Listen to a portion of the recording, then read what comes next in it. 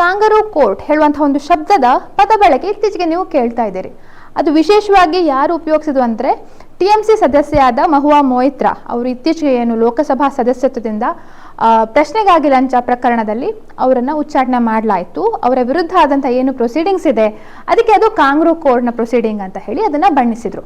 So kangaroo court ಅಂದರೆ ಅರ್ಥ ಏನಂತ ಅಂದರೆ it means that talking about a court that does not follow the usual rules and is dishonest in its nature. ಅಂದರೆ ಯಾವುದಾದ್ರೂ ಒಂದು court ಸರಿಯಾದ ರೂಲ್ಸ್ ಫಾಲೋ ಮಾಡದೆ ಸರಿಯಾದ ರೀತಿಯಲ್ಲಿ ಡಿಸಿಷನ್ ಕೊಡದೇ ಇದ್ರೆ ಆವಾಗ ಅದು ಕಾಂಗರೂ ಕೋರ್ಟ್ನ ಪ್ರೊಸೀಡಿಂಗ್ ಅಂತ ಅದನ್ನು ಬೈಲಿಕ್ಕೋಸ್ಕರ ಬಳಸ್ತಾರೆ.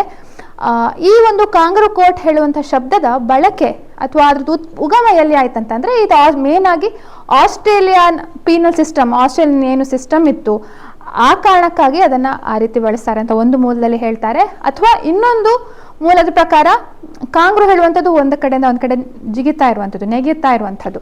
ಸೊ ಅದೇ ರೀತಿ ಯಾರು ಅವರ ನಿರ್ಧಾರ ಕೊಡುವಾಗ ಒಂದ್ಸಲ ಹೀಗೆ ಒಂದ್ಸಲ ಹಾಗೆ ಅಂತ ಹೇಳಿ ಅವರ ಡಿಸಿಷನ್ಸಲ್ಲಿ ವ್ಯತ್ಯಾಸ ಆಗತ್ತೆ ಅಥವಾ ವ್ಯತಿರಿಕ್ತ ಆಗತ್ತೆ ಅಂಥ ಸಂದರ್ಭದಲ್ಲೂ ಆ ಕಾಂಗ್ರೂವಿನ ಒಂದು ಗುಣವನ್ನು ಹೇಳಲಿಕ್ಕೋಸ್ಕರ ಈ ಕಾಂಗರೂ ಕೋರ್ಟ್ ಅಂತ ಹೇಳುವಂಥ ಒಂದು ಶಬ್ದದ ಬಳಕೆ ಆಗ್ತಾ ಇದೆ. ಸೊ ಅದು ಇತ್ತೀಚೆಗೆ ನಾವು ಅದರದ್ದು ಉಲ್ಲೇಖವನ್ನು ನಾವು ನೋಡ್ಕೊಂಡ್ವಿ. ಸೊ ಇದೊಂದು ಹೊಸದಾದ ಒಂದು ಇಡಿಯಮ್ ಅಂತ ಹೇಳಿ ತಿಳ್ಕೊಂಡು ಸರಿಯಾಗಿ ನೆನಪಿಟ್ಕೊಳ್ಳಿ ಅಂತ ಹೇಳ್ತಾ ಈ ವಿಡಿಯೋನ ಮುಗಿಸ್ತಾ ಇದ್ದೇನೆ. Thank you.